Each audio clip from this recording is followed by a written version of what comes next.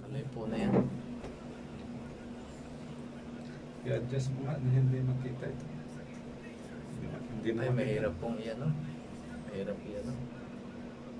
Hindi talaga kasi makukuha na po yun. Ayan yun po. Post po na po siguro yun. Question daw yan. Si Samuel So, lang. Si Samuel lang naman ang gano'n niya.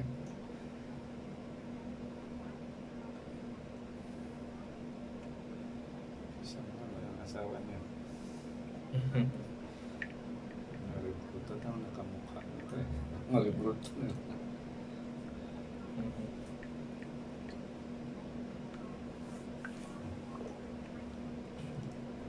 Sister Lourdes.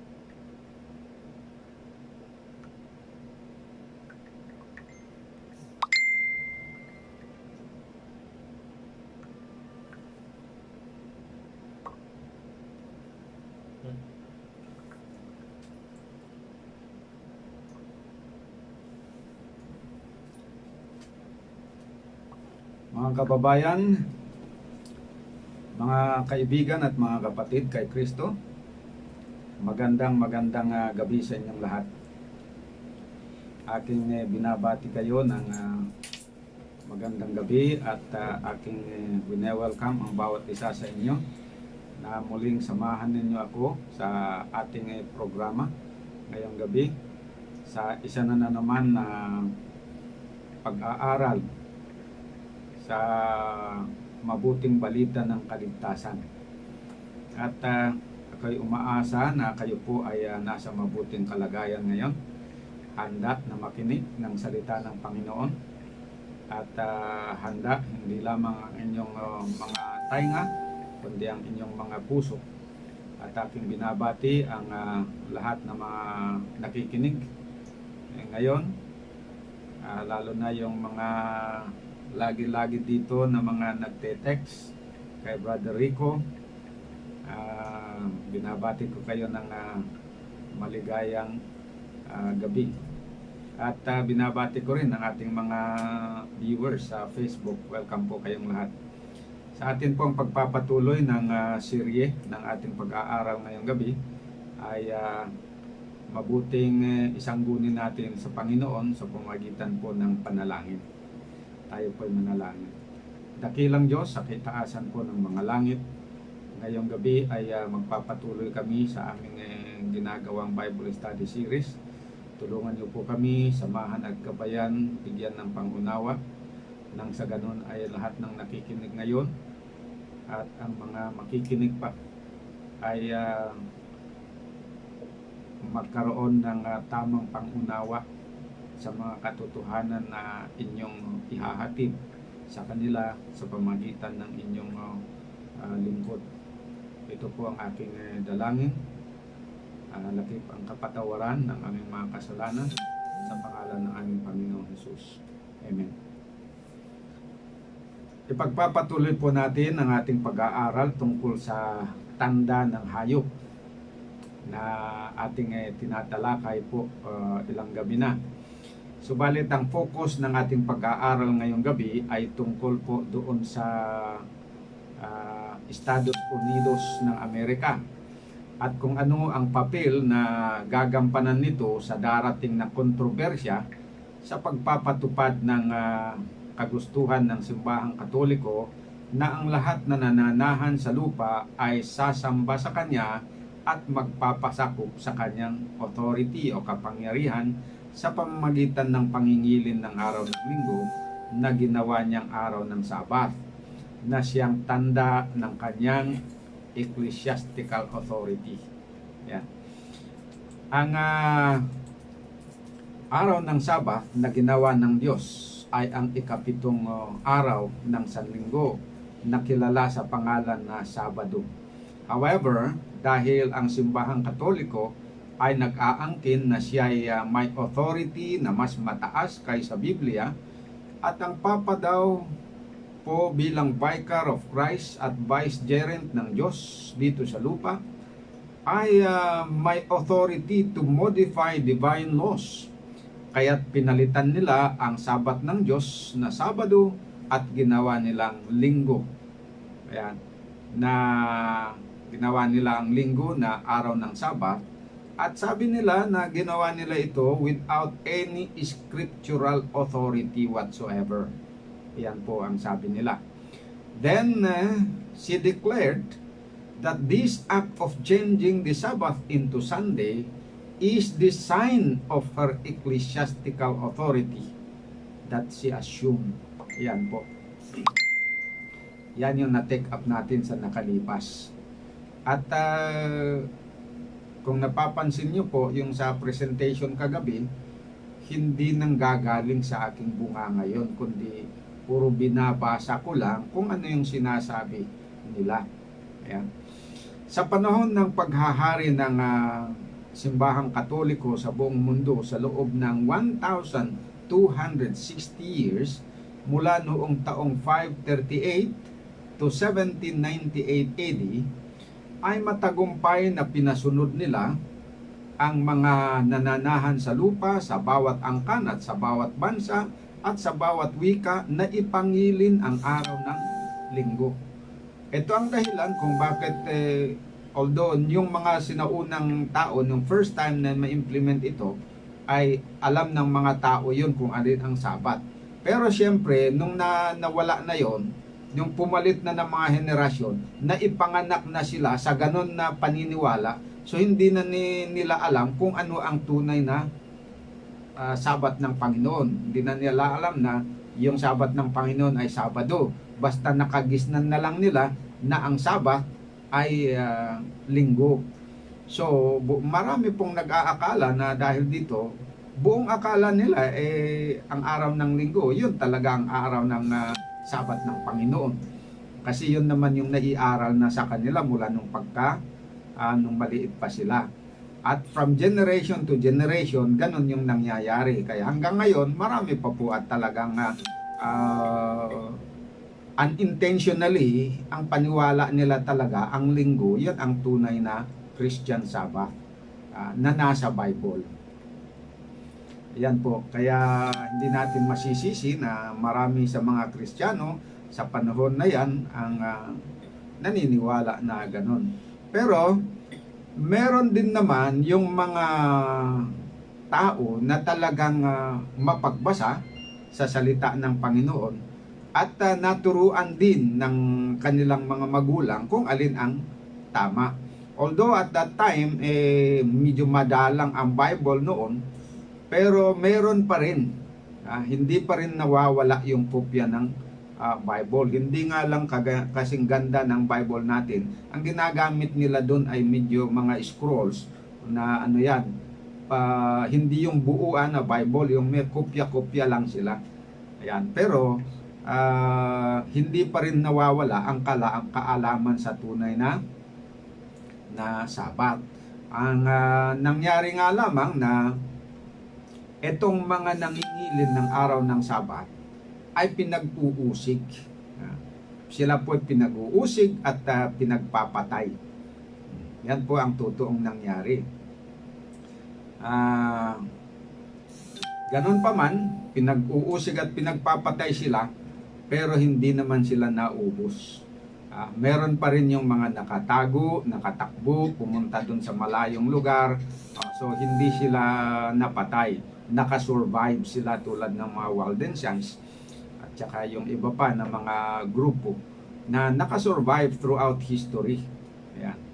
So magpasalamat tayo sapagkat mula noong taong 1798 ay natigil na ang paghahari ng simbahang Katoliko sa buong mundo sa panig ng politika. Kaya't wala na siyang kakayahan na usigin at pagpapatayin ang mga tumatanggi na mangilin ng araw ng linggo. Kaya ngayon, malaya tayo ngayon na mangilin ng tunay na araw ng Sabat, walang umuusig sa atin. Subalit, ayon sa hula, ang sugat na ikamamatay ng simbahang Katoliko na kanyang natamo noong 1798 ay lubos na gagaling. Ibig sabihin na sa darating ng mga panahon ay aasahan natin na ang simbahang Katoliko ay muling maghahari sa buong mundo. Yan po ang aasahan natin. Dahil nakahula po yan. Basahin natin ang Revelation 13 verse 3 and 4. At isa sa mga ulo nito ay may malubhang sugat na maari nitong ikamatay. Subalit ito'y gumaling. Yan. Namangha ang buong daigdig at sumunod sa hayop. Sinamba nila ang dragon dahil ibinigay nito ang kanyang kapangyarihan sa hayop. Sinamba rin nila ang hayop at sinabi nila, sino ang katulad ng hayop at sino ang may kakayahang lumaban sa kanya? Yun. So ayon sa hulang ito, ang sugat ng hayop ay gagaling at mamangha ang buong daigdig at susunod sa hayop. Ibig sabihin na ang civil power na nawala ng simbahang Katoliko noong taong 1798 ay maibabalik muli sa kanya at ang buong daigdig ay mamamangha at susunod sa authority ng simbahang Katoliko. At dahil sinasabi sa hula ng Revelation 13 verse 11 to 16 na ang Amerika na sinisimboluhan ng hayop na may dalawang sungay ang pangunahing bansa na tutulong sa layunin ng simbahang Katoliko na ang lahat ng nananahan sa lupa ay ipangingilin ang araw ng linggo na ginawa niyang araw ng Sabat bilang pagkilala sa kanyang authority. Kaya't ito ang ating tatalakayin ngayon, ang tungkol sa hula ng hayop na may dalawang sungay na sumisimbolo sa Amerika. Yan. Tandaan natin na dito po sa Revelation chapter 13 ay actually dalawang hayop ang pinag-uusapan dito. Yung unang hayop at saka yung pangalawang hayop. Yung unang hayop na babanggit doon sa Revelation chapter 13 verse 1 to 10 at saka yung namang ikalawang hayop yung binabanggit doon sa Revelation 13 verse 11 to 16 o hanggang sa 18. Ayan. So yung unang hayop na sinasabi ay ito yung may 10 yung 7 ulo, 10 sungay at ang bawat sungay niya ay may korona. Ito yung yung sinasabi na successor ng pagan Roman Empire. Ito yung pinag-aralan natin sa nakalipas at napatunayan natin na itong hayop na ito na may tanda, ito yung hayop na sumisimbolo sa Romano Katoliko o papacy. Ayan, so hindi ko na ulitin yung paliwanag doon dahil nalinaw na sa nakalipas. So ito namang ikalawa,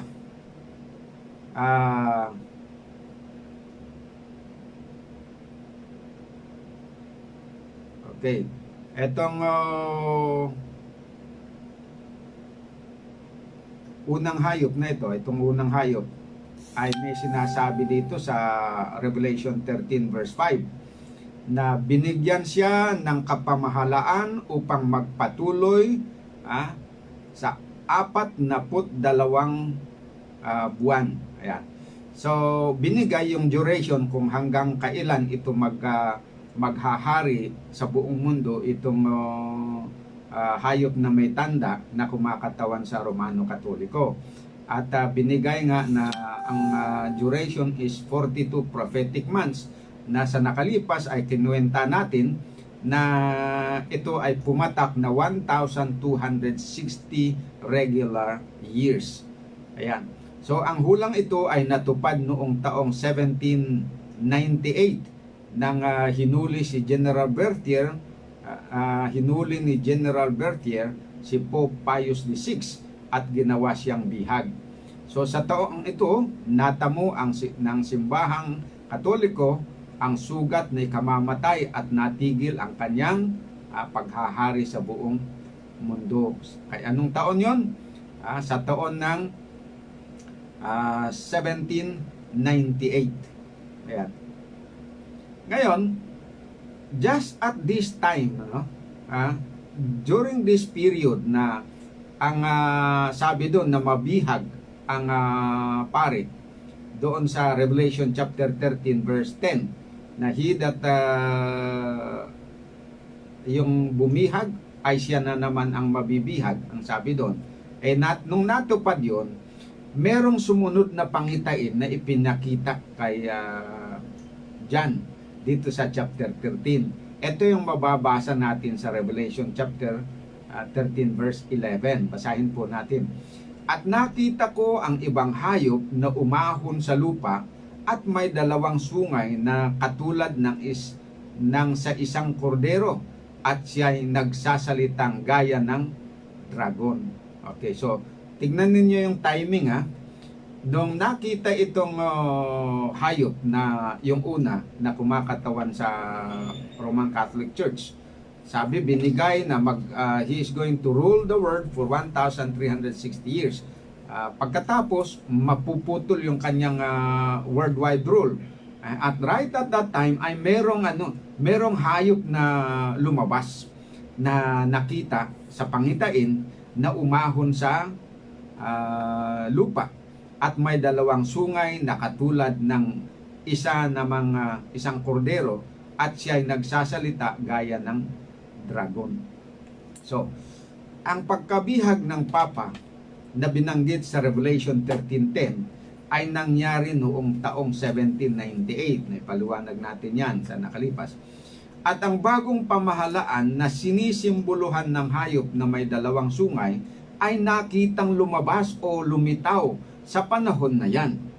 Right at that time, around that period, ang Estados Unidos ng Amerika ay nagpahayag ng kanyang kalagayan bilang isang bansa noong 1776. So, pansinin ninyo So, around 1798 ay merong nakahula na pinakatawanan ng hayop na bansa na lalabas.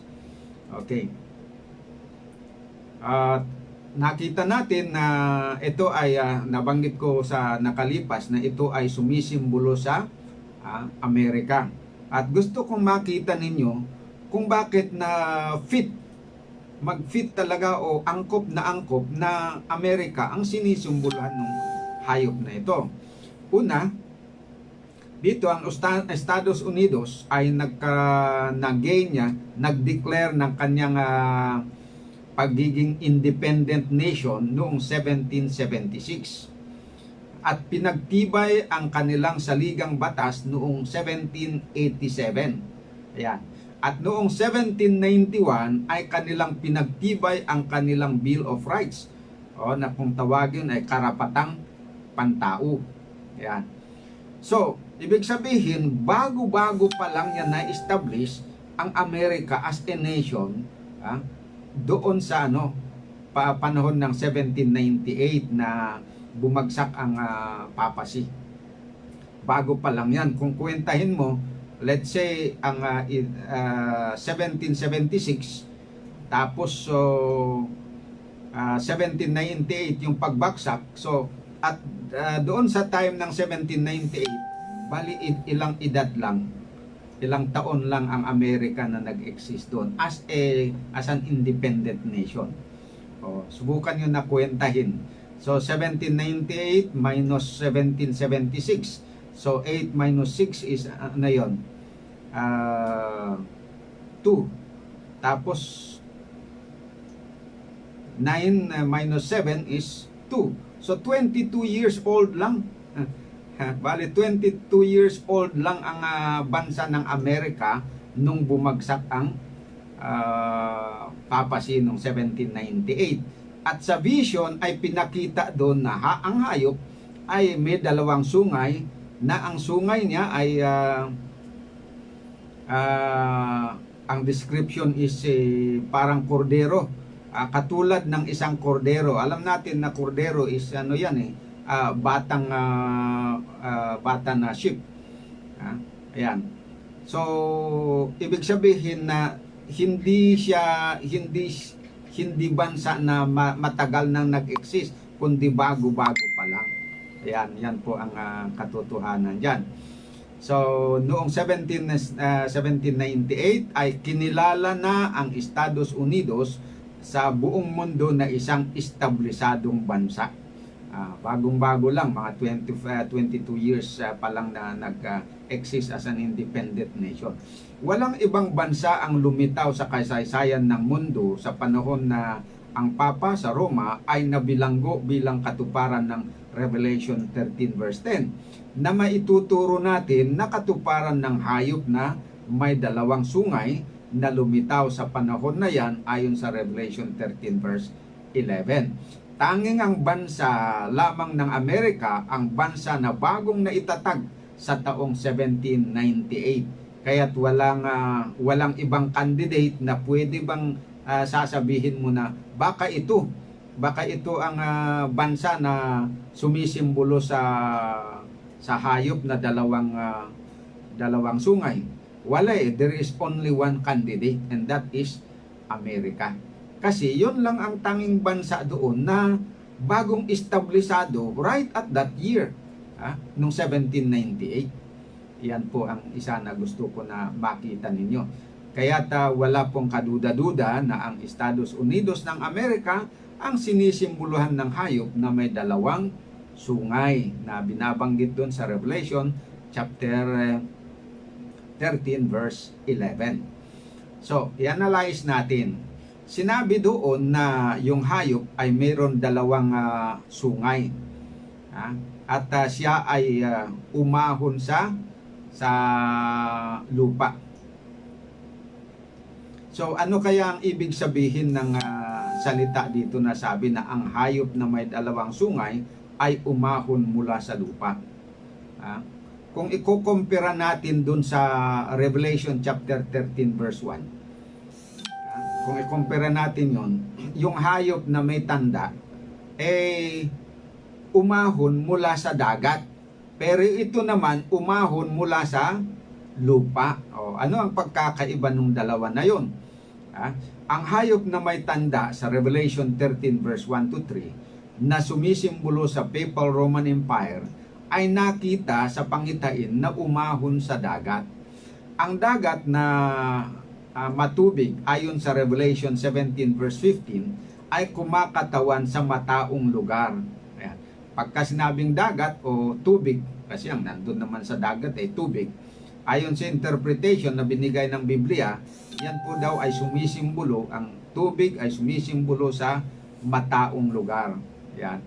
Kaya't angkop na sabihin na ang Papal Rome ang sinisimboluhan ng hayop na umahon sa dagat, dahil ang Papal Rome ay naitatag sa mataong lugar dito doon sa Europe na maraming bansa, at matagal na yun na talagang establisado na yung mga bansa, at doon ang concentration ng population sa Europa noong araw.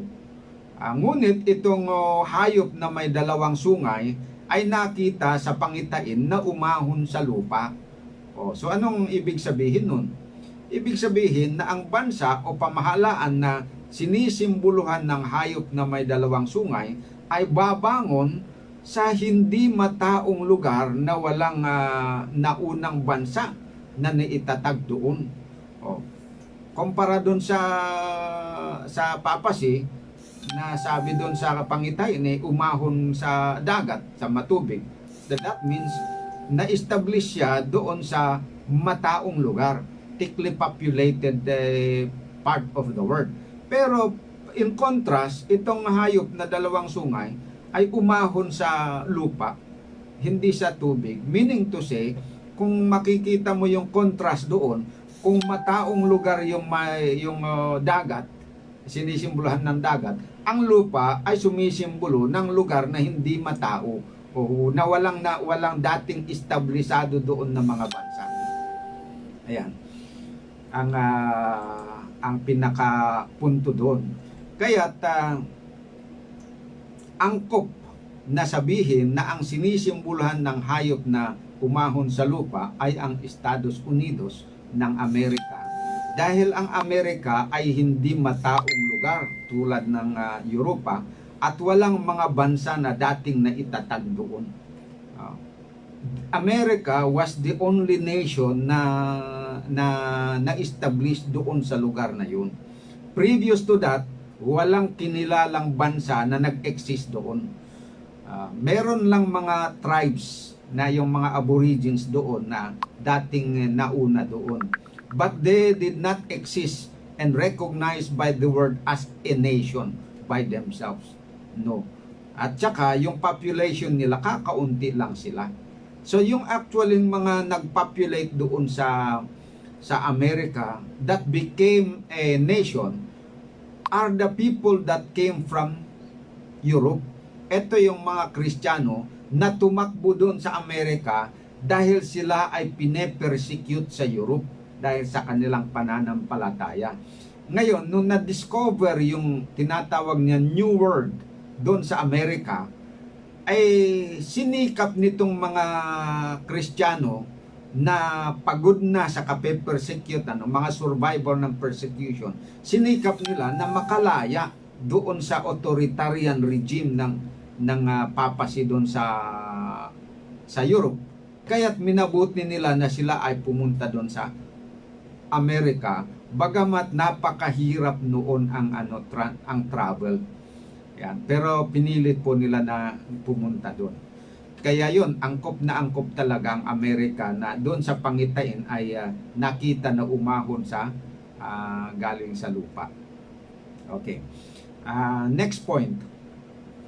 Ano naman ang sinisimboluhan ng dalawang sungay ng hayop na walang korona kumpara sa sungay ng hayop na may tanda na ang bawat sungay ay may korona? Tignan nyo another point of distinction.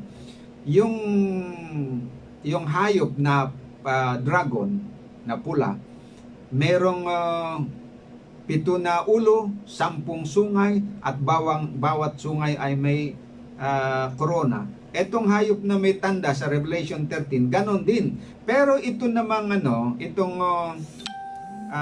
hayop na may dalawang sungay na sabi natin na nagrepresent ng Amerika, yung sungay niya walang korona. So ano ang significance noon? In comparison with the other beast na may korona ang sungay. Okay. So, ang mga sungay sa hula, ayon sa Daniel 7 verse 24 at chapter 8 verse 21 din ng Daniel, ay sumisimbolo sa mga hari o mga kaharian. Dito sa kaso ng hayop na sumisimbolo sa Amerika, ang dalawang sungay ay kumakatawan sa dalawang prinsipyo ng pamahalaan ng Estados Unidos.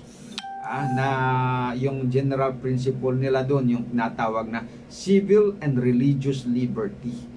Doon sila nagiging kilala ang Amerika. Nagiging popular ang Amerika dahil dito sa dalawa nilang prinsipyo na ito, civil and religious liberty. Na doon sa Europe at that time, walang ganyan, walang civil and religious liberty kasi authoritarian yung gobyerno doon. Okay. At itong dalawa na ito na civil and religious liberty ay tinawag din na republicanism and Protestantism. Anong ibig sabihin ng republicanism? Republicanism, ang ibig sabihin ay a government without a king. Ayan. So, republicanism means a government without a king. At yung Protestantism naman, ang ibig sabihin ay a church without a pope. Ayan. So, yan po mga kapatid. Ang Estados Unidos ay gumawa ng bagong sistema ng gobyerno na ang lahat ay malayang sumamba sa Diyos na hindi pinapakialaman ng gobyerno. Ginawa nila ito kasi batay doon sa kanilang karanasan sa Europe na hirap na hirap itong mga Kristiyano dahil sila inaapi at inuusig. Dahil doon sa sistema ng authoritarian system doon sa Europe. Ngayon, nung in-establish nila yung bansa sa Amerika, they see to it na hindi mauulit yon yung ganun na prinsipyo. So, nagbigay sila dito, in-establish nila under these two principles of civil and religious liberty. Meaning to say, ang mga tao doon ay malaya na magsimba na hindi pinapakialaman ng gobyerno ang kanilang pananampalataya. Kaya't ang sungay na walang korona ay nangangahulugan ng isang bansang walang hari na iba sa monarchy sa Europe na gobyerno na pinamumunuan ng isang hari. At dahil sabi na ang dalawang sungay ay katulad ng kordero, nangangahulugan na ang bansa ng Amerika ay isang bata, maamo at makadiyos na bansa, kagaya ng isang kordero. Kasi tingnan nyo naman, yung kordero is sheep, hindi kagaya ng kambing o kaya yung mga mabagsik. Yun ang tinatawag nila na nagiging symbol of gentleness, symbol of kaamuan. Ayan ang kaya yung sungay na yun, na sungay ng kordero, yun ang nagpapahiwatig na etong Amerika, when it was established, was a very nice government. Isang maamo at makadiyos na bansa. Hindi mabagsik. Subalit, tandaan natin na ang sabi ng hula na sa bandang huli, ang Amerika, na sa simula ay parang kordero, ay magsasalita na parang dragon. Ayan. So, yun yung paradox doon. So, in the beginning, America was a very kind and very accommodative nation na siya ay yung bang defender of religious and civil liberty.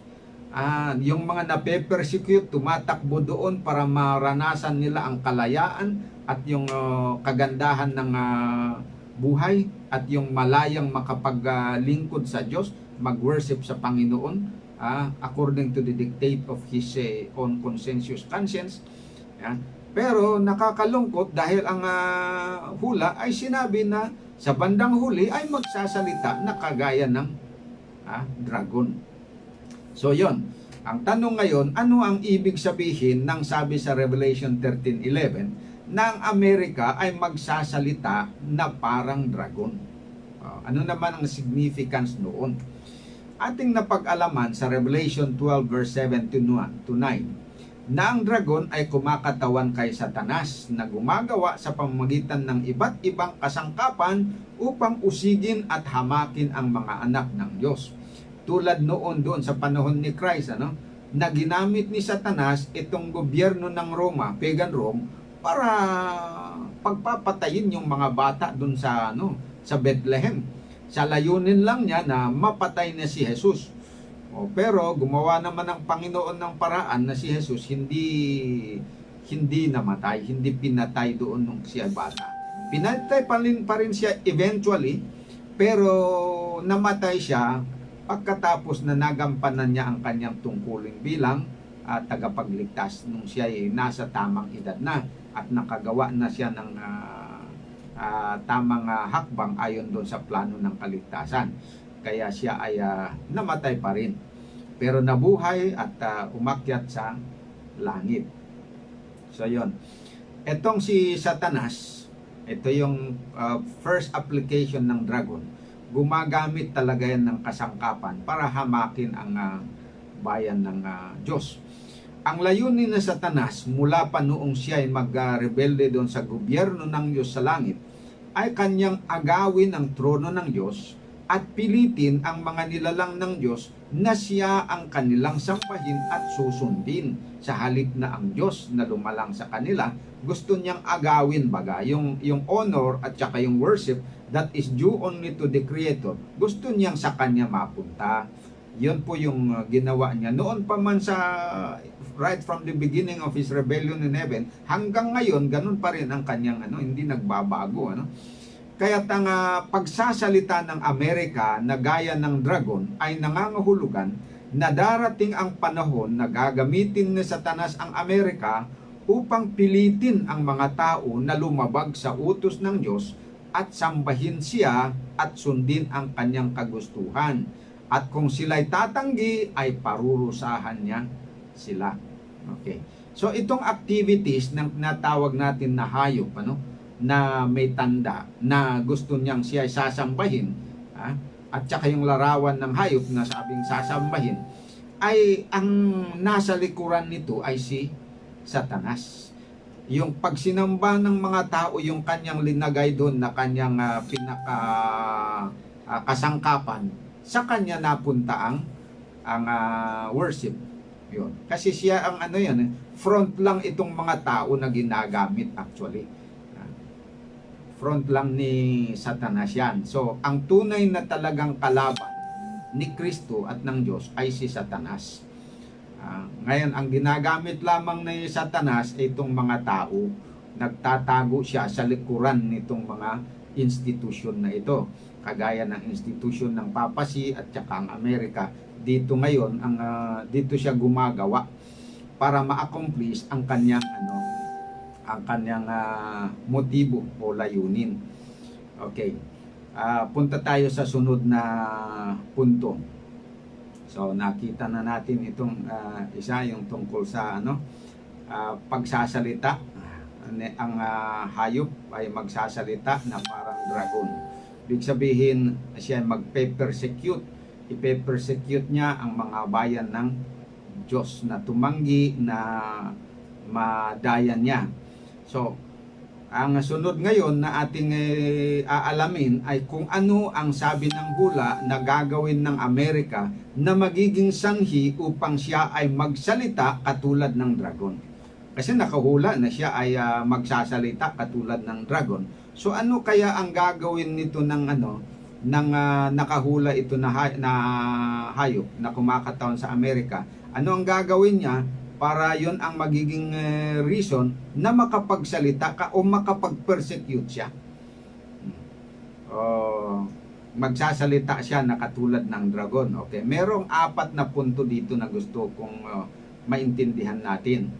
Una, sabi sa Revelation 13 verse 12, first part, ginagamit nito ang lahat ng authority ng unang hayop. Ginagamit nitong hayop na may 2 sungay, yung authority o kapangyarihan ng naunang hayop. Yung hayop na mayroong 7 ulo at saka 10 sungay na nabanggit sa verse 1. Ito namang hayop na ito na nabanggit sa verse 11, gagamitin niya yung kapangyarihan nung nauna na hayop. So, Amerika, ibig sabihin, ang Amerika will be using the same authority of the Roman Catholic Church na sinisimboluhan ng naunang hayop. So, ang tinutukoy na naunang hayop ay ang hayop na binanggit sa Revelation 13 verse 1 to 10 na sumisimbolo sa simbahang Katoliko na kung saan ay ginamit ang kapangyarihan ng Estado upang usigin ang mga sumasalungat sa kanyang maling aral at mga hindi mabuting patakaran. Ibig sabihin ng Estados Unidos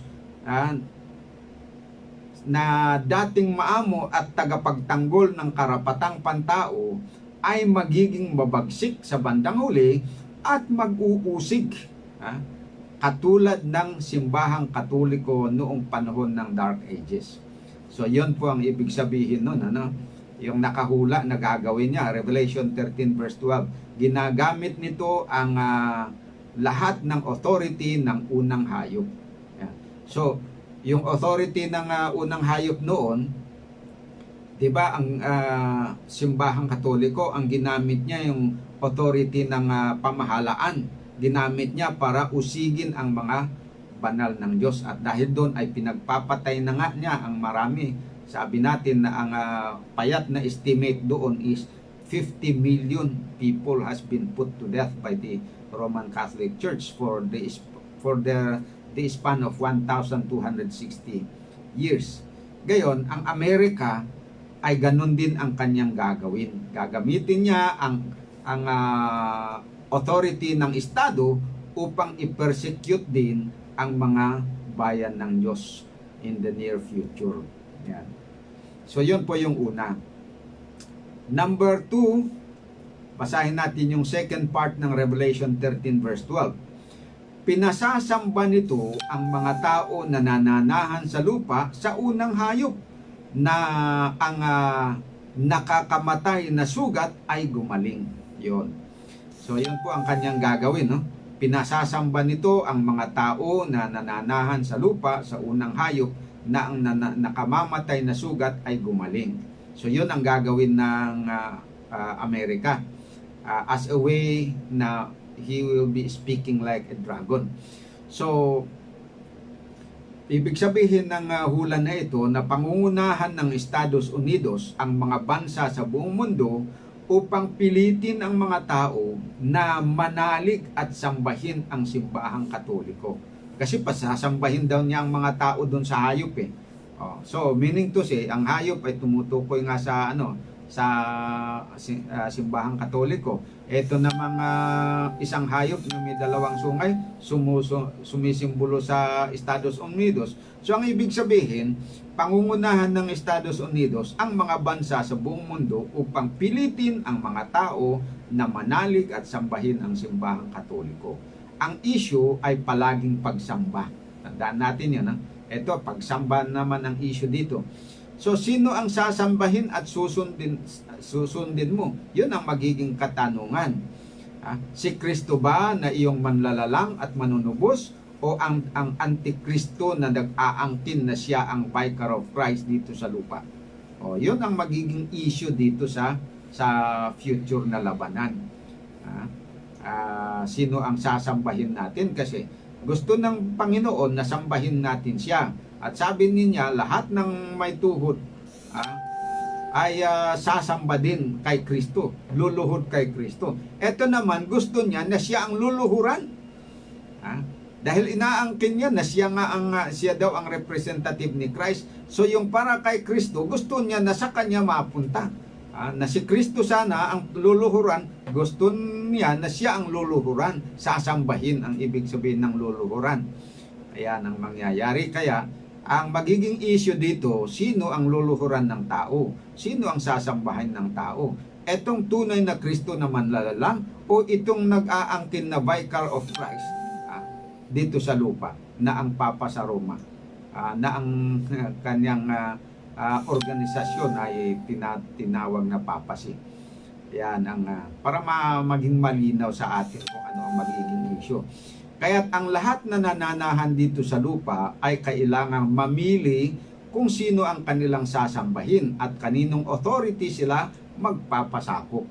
At ayon sa Revelation 13 verse 13 and 14, ang Protestanteng Amerika ay gagawa ng mga kababalaghan sa pangalan ni Jesus upang dayain ang mga tao na maniniwala na ang Papa sa Roma ay tutuong siya ang Vicar of Christ. Kaya't dapat lamang na siya daw ay sambahin at sumunod sa kanyang authority. At ayon sa Revelation 13 verse 3, yung nabasa natin kanina, mamamangha ang buong mundo at susunod sa simbahang Katoliko. Ang mga hindi susunod sa simbahang Katoliko at sa Protestanteng Amerika ay paparatangan ng mga taong na sila'y mga taong hindi nakikiisa sa gobyerno. So yun ang magiging lalabas na kasalanan. Hindi kayo nakikiisa sa gobyerno. Ayan. At ano pa? Paparatangan sila na matitigas ang ulo. At saka mga panatiko at walang pagmamahal sa bansa. Ayan ang mga paratang na ibibigay nila. At maintindihan natin yan kung basahin natin Revelation 19 verse 20 at chapter 20 verse 10. Sapagkat mag-aanyong makadiyos at mapagkatiwalaan ang Amerika. Amerika, tandaan ninyo yung Amerika, yung original na image niya is parang kordero, maamo at makadiyos. Yun ang gagamitin niya ngayon na kapital para dayain ang mga tao. Kahit pa nagbago yung kanyang ugali na nagiging mabagsik na siya, na tulad ng dragon, pero hindi pa niya bibitiwan itong pagpapakunwari niya. Magpapanggap pa rin siya na makadiyos at mapagkatiwalaan. Subalit lalabas ang kanyang kalupitan once na hindi ka susunod sa kanyang gusto. Sa umpisa, pagkausapin ka, parang maganda, no? Yung napakabait niya, susunod tayo ng ganito, dapat magkakaisa tayo, suportahan natin. Ito ay para sa kabutihan ng lahat yan. Ayan ang kanyang pagkukumbinsi. Once na hindi ka pumayag, doon na lalabas yung kanyang kabagsikan. Ayan. Makikita mo na kung gaano siya kabagsik, gaano siya kalupit. Yun. So lahat ng mga ito ay parang imposibleng mangyari kung tutuusin. No? Nabanggit ko rin yan sa nakalipas. Ngunit ang hula ng Diyos ay hindi magkakamali. Karamihan sa hula tungkol sa simbahang Katoliko sa Revelation 13 verse 1 to 10 ay nangyari ayon sa hula.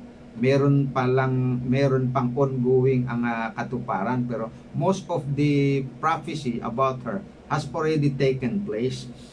Sa Amerika, ganun din. Ang ilan sa mga hula tungkol sa Amerika sa Revelation 13 verse 11 to 16 ay nangyari na rin.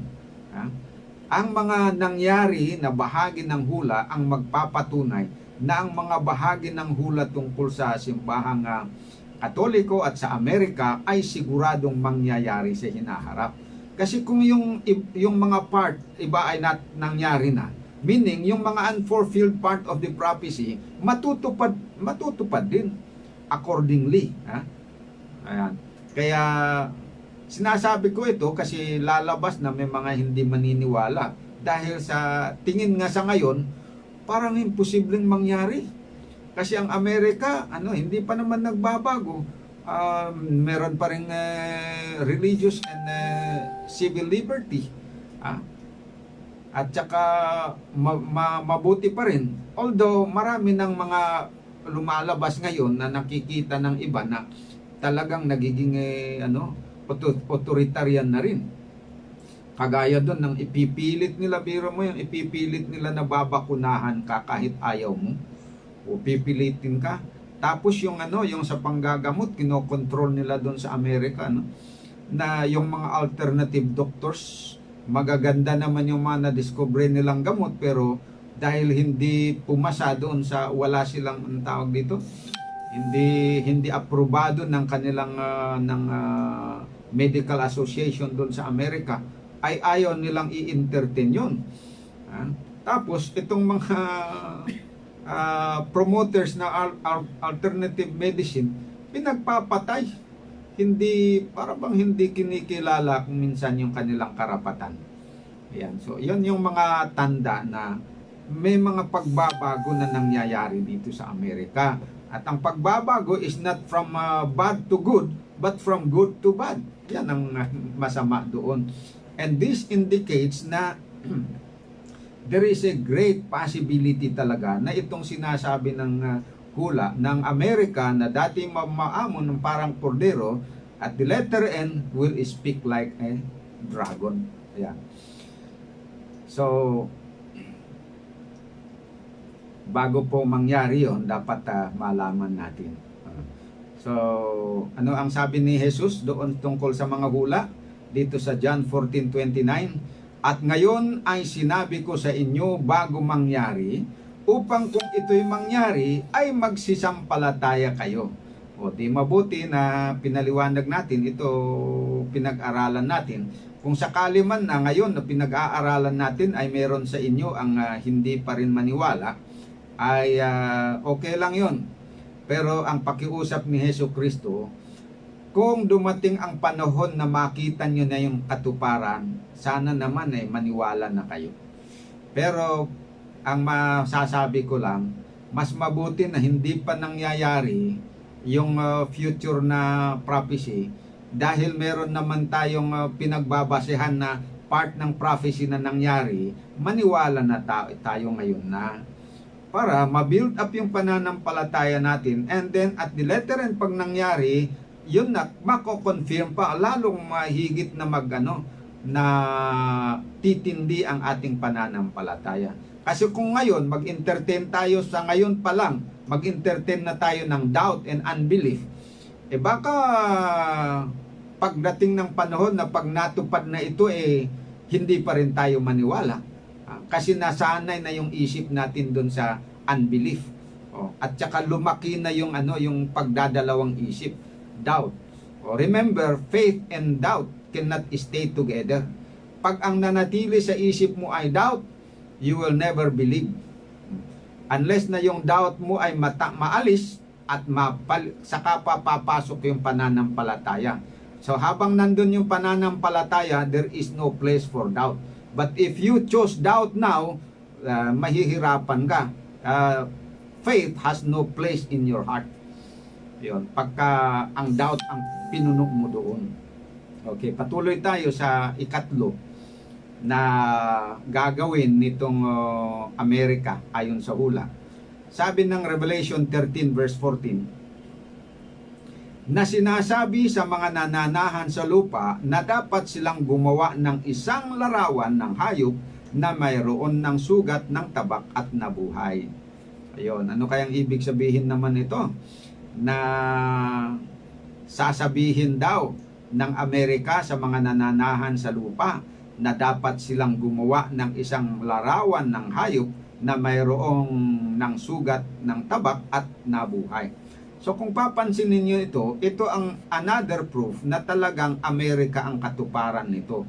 Kasi ang Amerika is a democratic country. Ayan. Meaning to say, ng democratic country, ang decision making ay may participation ang mga tao. Kasi nga, sabi, democracy is a government of the people, by the people, and for the people. So, dito sinasabi niya na sinasabi sa mga nananahan sa lupa na dapat silang gumawa ng isang larawan. So, mayroong public consultation. May consultation, pagdidebatehan pa yan. Kung hindi sana Amerika na democratic country, kung halimbawa monarchy, hindi yan magpapaalam yung hari dun sa mga tao. Pwede bang gawin natin ito? Hindi mangyayari yon. Siya ang gagawa tapos ipatutupad na lang niya sa mga tao. Pero dito, hindi siya gumawa ng batas tapos basta ipatutupad. Kinausap niya yung mga tao at sabi, gagawin natin ito. Yan. So, that is another sign that itong hayop represent a democratic nation of America. Yan. So, ang ibig sabihin ng gagawa ng isang larawan ng hayop ay kanilang gagayahin ang ginawa ng simbahang Katoliko. Ipapaalam pero eventually ma-approvean yan. Pero anong ibig sabihin nung gagawa sila ng hayop? Larawan ng hayop o image of the beast. Ibig sabihin na gagayahin nila yung simbahang Katoliko na yun na ngayong hayop na sinisimboluhan ng hayop. Ang Amerika ay gagawa ng utos upang pilitin ang mga tao na ipangilin ang araw ng linggo bilang Sabat. Yun. Pero gagawin niya with the approval of the people. Yan. Kasi democratic country nga yan. Ibig sabihin, dadaan yan sa Kongreso at saka Senado bago maisabatas yan. Yan. So, ulitin ko, ang Amerika ay gagawa ng utos upang pilitin ang mga tao na ipangilin ang araw ng linggo bilang Sabat. At sino mang hindi susunod ay parurusahan, katulad ng ginawa noon ng simbahang Katoliko, na pinilit nila ang mga tao na ipangilin ang araw ng linggo, at yung mga hindi sumunod sa utos na ito ay pinag-uusig. Yan. Ang Papal Rome noong naghari sa loob ng 1260 years ay nagsama ang estado at simbahan. Nagsama ang estado at simbahan. Okay. So, yung political, civil, and tsaka religion ay nagsama sa isang gobyerno. Yun ang kalagayan ng papacy during the 1260 years na siya ay nag-reign dito sa lupa. So, kung gagawa ang Amerika ng image ng beast, ibig sabihin, tutularan niya yun. Tutularan niya yun. Gagawa din siya yun. Paano niya magawa ng isang image na kagaya ng doon? Di siyempre, ang estado, ang nangyari kasi noon sa papacy, ang estado ang ginamit ng simbahan upang ipatupad ang kanyang utos. Yon. So, ang gagawin ng Amerika is kukopyahin ng Amerika ang larawan o image ng Roman Catholic noong naghari ito noong Dark Ages. Na anong gagawin niya? Na pagkopya. Ang Amerika ngayon ay, sa ngayon ang Amerika ngayon ay hiwalay ang estado at simbahan. There is separation of church and state. Ngunit sabi ng hula na mananawagan ng mga pangulo sa mga tao na pagsamahin nila ang estado at simbahan upang ang Amerika ay magiging katulad ng Papal Rome na nagsama ang estado at simbahan. That is the only way na they will make an image to the beast na parang Xerox, gagawa sila ng Xerox copy ng beast ng Katoliko, na ang Katoliko nagsama ang simbahan at civil at saka religion, dito sa Amerika na dating hiwalay ang church and state, pagsasamahin nila para maging kaparehas na.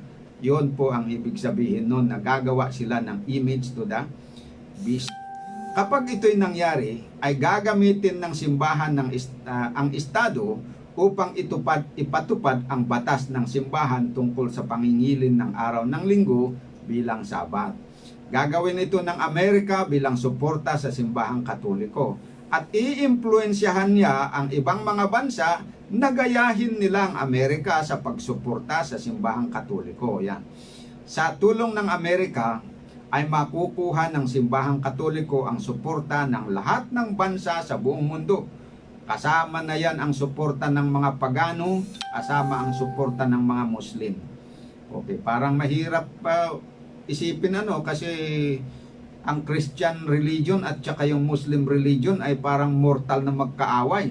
But mind you, ang prophecy nagsasabi na talagang ito ay pag maghahari itong susuko yung lahat ng mga relihiyon, makikiisa yan sila. So, yung mga Buddhist, yung mga ibang pagan religions yan, world religions, including the Muslim religions, they will be uniting with the Catholic Church. Yan po ang sinasabi ng hula, mga kapatid. So, tanging ang tunay na iglesia ni Kristo na nangingilin ng tunay na araw ng Sabat at sumasamba at nagpapasakop sa authority ni Kristo bilang manlalalang ang hindi makikiisa sa simbahang Katoliko sa panahon na yon. Kung kaya't sila'y dadanas ng matinding pag-uusig at kapighatian sa kamay ng nagkakaisang estado at relihiyon. Yon ang doon na aabangan natin dahil hindi pa nangyayari ito. Ito ang number 3 na sinasabi sa Revelation 13:14 na sinasabi sa mga nananahan sa lupa na dapat silang gumawa ng isang larawan ng hayop na mayroon ng sugat ng tabak at nabuhay. Okay, number 4, sabi ng Revelation 13 verse 15, at maipapatay naman ang lahat ng hindi sumasamba sa larawan ng hayop. Yung mga hindi gumagalang dito sa gagawin ng Amerika na i-combine niya ang religion with the civil, estado at ang simbahan pagsasamahin niya. Tapos bali ang estado ang mag-implement doon sa sa batas ng simbahan. Especially itong pinag-uusapan natin ito sa pangingilin ng araw ng Sabat. Hindi man nila yan mai-impose sa lahat unless na gamitin nila ang estado. Ayan. At ang mangyayari dito is yung hindi sumunod ay ipapapatay daw nila. So, ibig sabihin ng Estados Unidos bilang nangunguna sa pandaigdigang kilusan na ito ay isusunod niyang hikayatin ang mga bansa sa buong sanglibutan upang gawin nilang kamatayan ang parusa ng hindi paggalang at hindi pagsunod sa kapangyarihan ng Papa at ng Simbahang Katoliko. Gagawin nila na yan na ang parusa sa hindi pagsunod ay kamatayan. At hindi yan. Ang tawag ng Bible dito sa pandaigdigang pagkakaisa ng mga estado at mga simbahan, kung basahin niyo ang Revelation chapter 18 verse 1 to 5, ay ang dakilang Babylonia. Pag nagsama-sama na yan sila, ang lahat ng relihiyon ay nagsama-sama at nakiisa doon sa simbahan, yan na ang magiging dakilang Babylonia na uusig doon sa mga minority na mga tapat sa Panginoon. Okay. Basahin po natin ang mangyayari dito sa hula ng Revelation 13 verse 15 to 17. At siya ay pinagkaloobang makapagbigay ng hininga sa larawan ng hayop upang ang larawan ng hayop ay makapag-usap at maipapatay naman ang lahat ng hindi sumasamba sa larawan ng hayop. At ang lahat maliliit at malalaki at mayayaman at mga dukha at ang mga laya at ang mga alipin ay pinabigyan ng isang tanda sa kanilang kanang kamay o sa noo. At nang huwag makabili o makapagbili ang sinuman kundi siyang mayroong tanda sa makatuwid ay ang pangalan ng hayop o bilang ng kanyang pangalan. So yon po ang final na gagawin nila. Pag hindi ka susunod sa mangilin doon sa natanggapin yung tanda, alam natin na yung tanda ng hayop yung pangingilin ng araw ng linggo, at ang magko-combine ito yung Catholic Church at saka yung Amerika ngayon manguna doon sa na mag-implement. Kung hindi ka susunod ay talagang ikaw ay uusigin. Kaya kung ating unawaing mabuti ang kontrobersya na nasasangkot dito sa hayop at sa kanyang tanda ay tungkol sa authority at pagsamba. Ang issue ay ganito: sino ba ang dapat tumanggap ng pagsamba natin ng mga tao? Letter A, ang Diyos na lumalang sa atin at sa lahat ng bagay. O letter B, ang Papa sa Roma na nag-aangkin na Vicar of Christ dito sa lupa. Yun ang magiging issue doon. Number 2, kaninong authority ba dapat magpasakop ang mga tao dito sa lupa? Letter A, ang authority ba ng Diyos na lumalang sa atin at sa lahat ng bagay, o ang authority ng Roman Catholic Church na nag-aangkin na may kapangyarihan above the Bible? Saan ba tayo susunod yan? Yon ang magiging issue na pagpapasyahan ng lahat ng mga tao.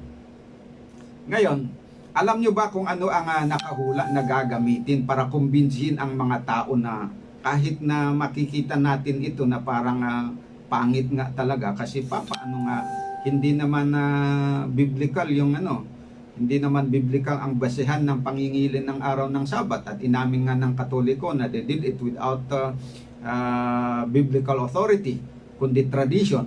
Pero paanong nangyari na ayon sa hula ay maraming susunod, maraming makukumbinsi. Eto, nakahula din kung ano kasi ang gagamitin na pandaya. Basahin natin Revelation 13 verse 13 and 14. At siya ay gumagawa ng mga dakilang tanda na anupat nakapagpapababa ng kahit apoy mula sa langit hanggang sa lupa sa paningin ng mga tao. At nadayan niya ang mga nananahan sa lupa dahil sa mga tanda na sa kanya'y ipinagkaloob na makagawa sa paningin ng hayop, na sinasabi sa mga nananahan sa lupa na dapat silang gumawa ng isang larawan ng hayop na mayroon ng sugat at tabak at nabubuhay. ang pangkumbinsi pala nila doon, gagawa ng mga milagro. Pero ang milagro na ito, para makumbinsi ang mga tao na magmumukhang tama at dapat suportahan at ito'y para sa Diyos, di siyempre, hindi nila gagawin yan sa pangalan ni Satanas. Kasi mabubuking sila. Si Satanas ay matalino. Kahit siya ang nasa likod nito, pero hindi niya isasabi na, gagawin nyo yan para sambahin nyo ako na Satanas. Hindi. Sabi ng hula na si Satanas ay magpapanggap na anghel ng kaliwanagan. Kaya siya magpapanggap ngayon na Kristo. Yan ang kanyang gagawin, mga kapatid. At yung mga gagawa nito, gagawin nila siyempre sa pangalan ni Panginoong Hesus. Although, ang reality, ang nasa likuran ng gawain na ito ay si Satanas, pero gagamitin ang pangalan ni Kristo para madaya ang mga tao. So, ang ibig sabihin ng iba't ibang simbahan sa Amerika ay makakaranas ng tinatawag na counterfeit revival, na parang genuine revival pero counterfeit yan, at counterfeit baptism of the Holy Spirit. Kaya ngayong sasabihin doon na pabababain ang apoy galing sa langit sa paningin ng mga tao. Ito ay ito yung tutularan ng ni Satanas kung ano yung karanasan ng mga apostol nung bumaba ang banal na espiritu sa kanila. Nung araw ng Pentecostes. So magkakaroon ng false Pentecostal outpouring of the Holy Spirit, na ang ang nagpakana dito ay hindi ang banal na espiritu kundi si Satanas na nagpapakunwaring Kristo. So ibig sabihin na sa kabila ng kanilang hindi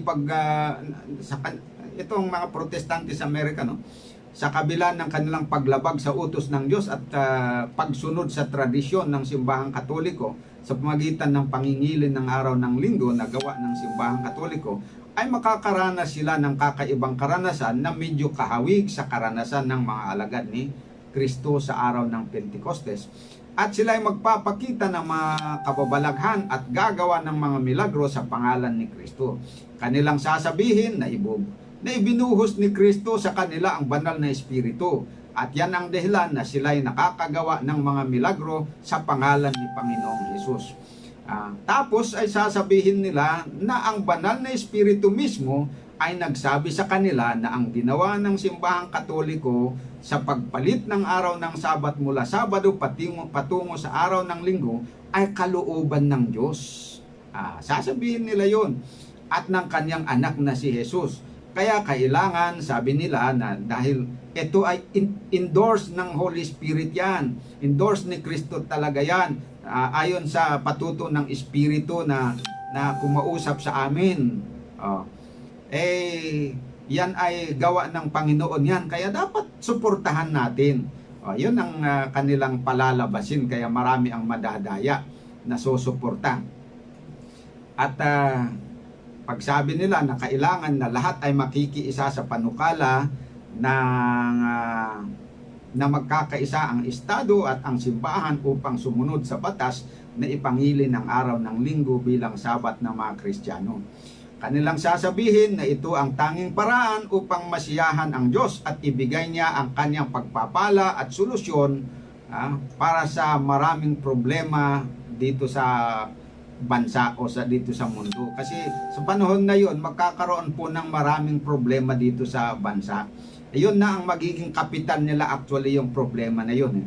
Sabi nila, kaya tayo nagkakaganito kasi hindi nasisiyahan ng Panginoon sa atin. Wala kasi tayong pagkakaisa. Pero kung tayong magkakaisa, ang relihiyon makiisa, ang mga relihiyon magkakaisa, at ang gobyerno, estado at ang relihiyon magkakaisa at itaguyod ang Panginoon, mag-worship sa Panginoon, kilalanin itong kanyang vicar of Jesus Christ, which is the Pope. Ang Panginoon masisiyahan kung tayo magkakaisa at sumunod doon sa kanyang bagong Christian Sabbath. Pag ganito ang gagawin natin, pagpapalain tayo ng Panginoon, at yung problema nating pangpolitika, problema sa pera, problema sa mga kalamidad na yan, susolusyonan ng Panginoon. Kaya hindi niya susolusyonan kasi wala tayong pagkakaisa Pero pag tayo nagkakaisa, sasabihin nila na ang Panginoon ay magagalak, matupad yung yung prayer ni Jesus Christ na tayo nagkakaisa, ibubuhos na ang kanyang espiritu, ang kanyang pagpapala, masusolusyonan ang problema natin sa maraming mga sakit, mga pandemic na yan, hihinto yan sa kapangyarihan ng Panginoon. Yung problema natin sa pananalapi, masusolusyonan yan. Lahat ng problema sa mundo masusolusyonan basta tayo magkakaisa. Yun po ang kanilang gagawin. So marami ang madadaya sa pamamagitan ng mga milagro at maniniwala na ang kilusan para sa pangingilin ng linggo at sa Diyos ay sasabihin nilang sa Diyos yung kilusan na yon. Kaya libo-libo, milyon-milyon ang magsasabi na sila'y nagsisisi sa kanilang mga kasalanan at naniniwala kay Kristo at sila'y gumagaling sa kanilang mga sakit, na susolusyonan ang kanilang problema. At sila'y yung problema dito sa mundo, sasabihin na malapit nang masolusyonan yan kasi nagkakaisa na tayo. Yun po ang kanilang sasabihin. Pero sa panahon na ito mga kapatid, kung paano ba na maraming mga milagro na gagawin nila, ang Panginoon, pag hindi rin siya titigil, etong mga minority na napipinto na sila'y talagang uusigin, bago magkaroon ng talagang aktwal na pag-uusig, gagamitin din ng Panginoon sila para yung mensahe ng third angel's message ay maibigay sa buong mundo. Kung papaano na nagkaroon ng false revival sa mga false churches, ay magkakaroon naman ng genuine revival dito sa mga bayan na totoong bayan ng Diyos. Ibubuhos naman ng Diyos ang kanyang banal na espiritu sa kanila at sila'y makakagawa din ng milagro. At sila'y gagawa din ng mga kababalaghan. Kaya makikita ngayon kung alin, para bang miracle versus miracle, kanino kaya galing? Sabi ng pareho namang nagsasabing galing sa Diyos. O dito na ang magtalunan talaga, magtatalo ang masama. Yung counterfeit at saka yung genuine. Ayan. At matutupad yung sa Revelation 18 verse 1 and 2 na sabi dito, pagkatapos ng mga bagay na ito ay nakita ko ang ibang anghel na nanaog mula sa langit na may dakilang kapamahalaan at ang lupa ay naliwanagan ng kanyang kaluwalhatian. Ayan. Kaya lalaganap din ang ebanghelyo sa panahon na ito bago magkakaroon talaga ng matinding persecution sa kanila. Paano sila magagalit na ipe-persecute itong minority? Sapagkat nakita nila na gusto nilang pigilin, na i-expose yung kanilang kamalian, ine-expose nitong mga minority, kaya titindi ang kanilang galit. At sa galit nila ay gagawa sila na pahihigpitin nila ang penalty, at gagawin nilang kamatayan. Pero hindi pa rin titigil itong totoong mga Kristiyano na sumasamba sa tunay na Diyos. Yan po ang mangyayari mga kapatid sa malapit ng hinaharap. At sabi dito, magkakaroon ng malaking panawagan ayon sa verse 4, at narinig ko ang ibang tinig na mula sa langit na nagsasabi, mangagsilabas kayo sa kanya, bayan ko, upang huwag kayong mangaramay sa kanyang mga kasalanan at huwag kayong magsitanggap ng kanyang mga salot. Ito na po yung final na pagbibigay ng babala sa mga tao. Yan, at dito na yung mga tapat na nakikilala na talagang handa sila na ibigay ang buong buhay nila sa Panginoon, ay sila po ay aalis sa Babylonia. Iiwanan nila itong mga simbahan na kinaaaniban nila at sasama dito sa minority. Regardless kung mamatay sila o mabuhay, sasama talaga yan nila. Sapagkat alam nila na kahit sila mamatay, hindi sila natatakot dahil 100% ang kanilang paniniwala na sila po ay bubuhayin ni Kristo pagdating niya. Kaya mawawala ang kanilang takot sa kamatayan. They are ready to pour out their blood because of their love to Jesus Christ. Ayaw lang nilang makita na yung totoong Jesus ay mayurakan. Yan. At ayaw nilang makita na yung peking Jesus ay magtatagumpay. Kaya ang tanong dito mga kapatid, pagdating ng panahon na yon, saan kaya tayo banda? Doon tayo sa panig ng tunay na Kristo o doon sa panig ng Antikristo? Ang napakaganda mga kapatid, kung ngayon pa lang ay makapagpasya na tayo na ibigay, pumanig na tayo kay Kristo at ihanda na natin ang ating sarili. Dahil kung sa ngayon na alam natin ang katotohanan ay magdadalawang isip pa tayo, alanganin na tayo po ay magtatagumpay sa bandang huli. Kaya ang aking panawagan, habang wala pa sana itong pag-uusig na matindi na ito, gayon pa lang magpasya na tayo na pumanig sa Panginoon. Tanggihan na natin yung peking Sabat, yung peking Kristo, at maniwala tayo sa totoong Kristo, sa totoong Ebanghelyo at sa totoong Iglesia, at sa totoong araw ng Sabat. Ayan po ang panawagan ng Diyos sa ating lahat mga kapatid. At umaasa ako na sana po ay pakikinggan ninyo mga kapatid. So, wala na po tayong oras, kaya tayo po ay mag-close na sa ating programa. Tayo po ay manalangin. Dakilang Diyos, sa kaitasan po ng mga langit, maraming salamat sa inyong pagpatnubay sa amin, sa paglilinaw sa mga issues na aming kahaharapin sa bandang huli. Nawa po kung mangyari man sa ating kapanahonan, nawa po ay doon kami sa inyong panig. Kahit po ikamamatay man namin, pero hindi namin dapat katakutan sapagkat kayo po ang aming sandalan. Kayo po ang aming sandalan at mawala man ang aming buhay temporarily, pero ipagkakaloob mo. Kaysa naman yung kumampi kami doon sa kaaway na kayo ang makakalaban namin. Ay, huwag nawang mangyari yung Panginoon. Ito ang aking dalangin para sa aking sarili, sa aking pamilya at mga anak, mga kamag-anak, sa aking mga kapatid sa simbahan at sa lahat ng mga kaibigan at kababayan ko na nakikinig dito sa mensahe na aking minabuti na ipakilala o ibigay sa mga tao sa gabing ito. Itong aking dalangin sa pangalan ng aming Panginoong Jesus. Amen. Okay, thank you very much mga minamahal na kapatid. Salamat po sa inyong pakikinig at huwag niyong kalimutan ang sinasabi ko. Ito po ay sinasabi ko, ina-expose ko ang kamalian hindi dahil sa ako po ay galit sa inyo o may masamang motibo o napupuot, kundi dahil sa pagmamahal po ng Panginoon sa ating lahat. Ito ang aking last na masasabi at good night po sa inyong lahat.